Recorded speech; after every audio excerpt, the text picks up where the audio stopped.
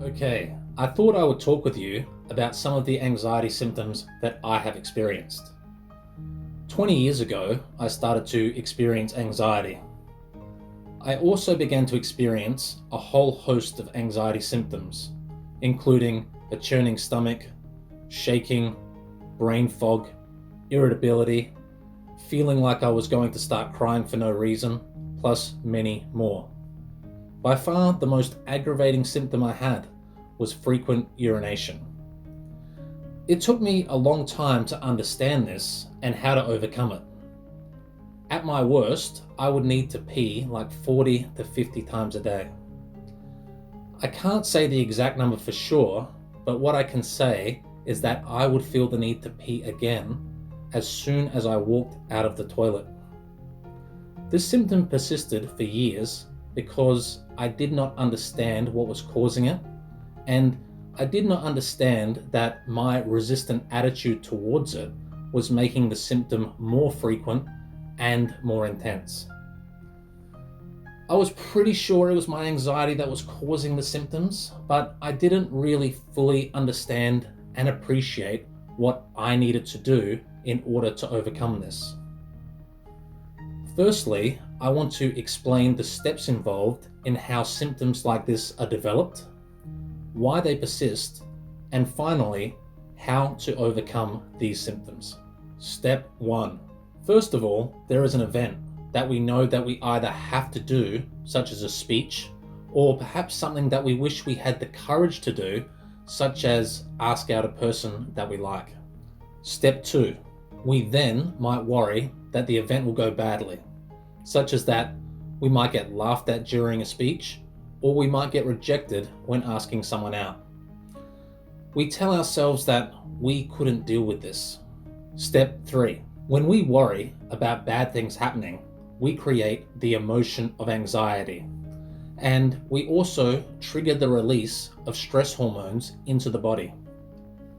These stress hormones can start to produce a whole host of symptoms, such as churning stomach, sweating, turning red in the face, and of course, frequent urination. Step 4. Because we don't want to feel like this, what we do then is that we decide to avoid the situation altogether. Step 5. Now that we have decided to avoid the situation, the symptoms gradually subside. In this case, the frequent urination, and we feel a sense of relief. The more we use this kind of avoidance strategy to handle situations that cause us anxiety, the more power we give to it.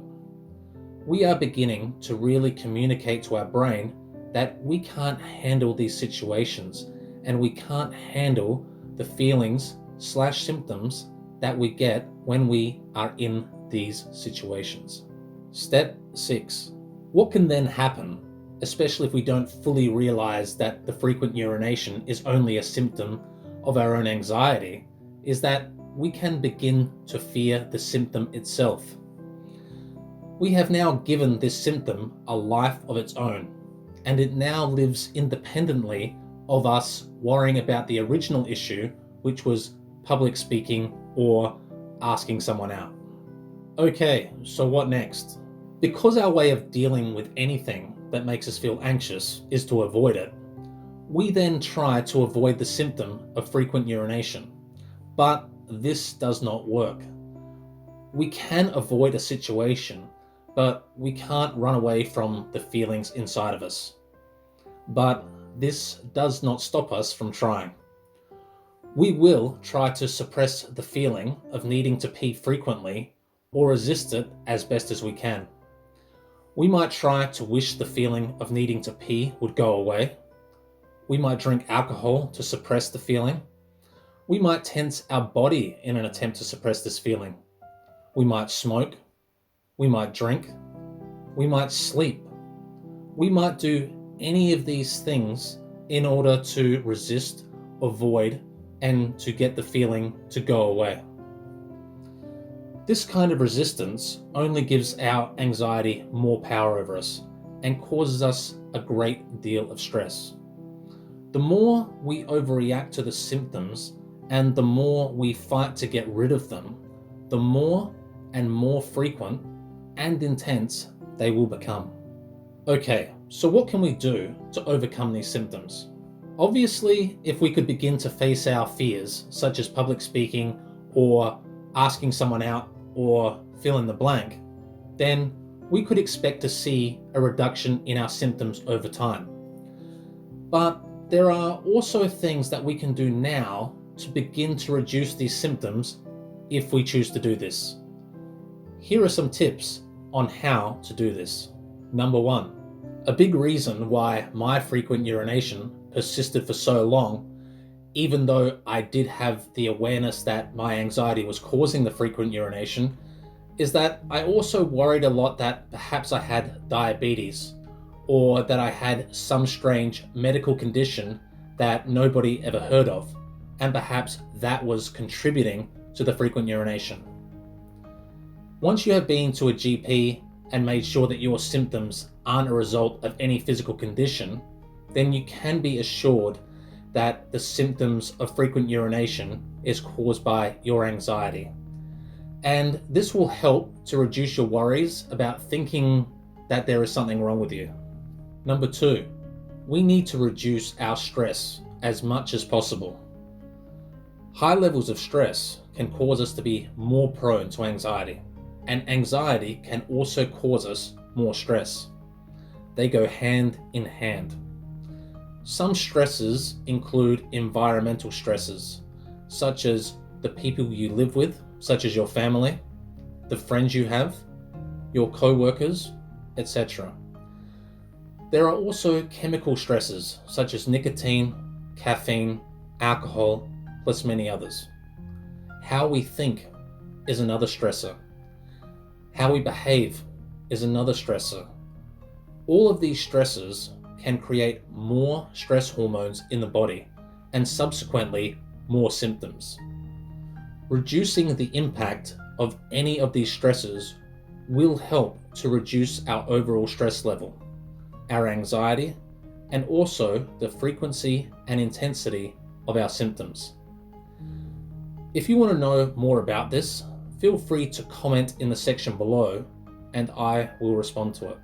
Number 3, considering that fighting and overreacting to the symptoms makes the symptoms more frequent and more intense, what we need to do is to start underreacting to the symptoms. For example, instead of saying to yourself, "I am so sick of always needing to pee. I wish this feeling would just bloody go away already," we could say, "Oh, there's that feeling of needing to pee again. Well, it's no big deal. I know that it's just a result of my anxiety. I'm just going to let it be." This may sound counterintuitive, but trust me, anxiety is counterintuitive. We know that overreacting makes the symptoms worse, so of course underreacting will certainly help to reduce them. Plus, you need to be patient with this process. Having an underreactive attitude to the symptoms will, over time, help to reduce the symptoms, but this attitude of underreactivity needs to be cultivated and nurtured. Yes, it will take time, but it will work if you can practice this kind of effortless underreactivity to the symptoms. Number 4. Okay, this is related to the last point, but I want to bring up the idea of floating, which was conceived by an Australian doctor by the name of Claire Weekes. She knew that fighting anxiety symptoms made them worse. She suggests in her book Hope and Help for Your Nerves to float with the feelings and to let them be. She knew that anxiety and anxiety symptoms were aggravated by fighting with them, and that by having the attitude of letting the symptoms be and floating with them will over time help to reduce and eliminate them. Number 5, on top of everything, you can try to begin to cultivate an attitude of welcoming the frequent urination, which again is the kind of counterintuitive approach we need when dealing with this. These symptoms thrive on fear. If we don't give the symptoms the fuel they want and simply float with them and welcome them, they begin to lose their power and begin to naturally fade away. Okay, let's wrap things up. So in this episode, I basically wanted to talk about anxiety symptoms, why they come about, and what we consciously or unconsciously do that makes them persist. I also wanted to explain some steps to take in order to reduce and eliminate them. These steps are not comprehensive, but if you can really begin implementing the steps I have mentioned, then I'm sure you will start to see a reduction in your anxiety symptoms. But please understand that you need to be patient and underreactive. This is key. By using this counterintuitive approach, we are no longer giving anxiety the fuel it needs to sustain itself and grow. We are essentially letting the fire fizzle out. In the next episode, I want to talk about something a bit different. I lived in Indonesia recently for about a year, and I thought it would be interesting to cover the differences between how us Westerners tackle our anxiety and depression and how people in Indonesia see the issue. I think you'll find it fascinating and very helpful. So please subscribe to this channel if you value the information I have presented in this video and would like to see more videos like this. And please click the bell notification so that you are alerted to my videos when they are published. I would also love to hear your thoughts and comments. I will definitely try my best to read them and get back to you.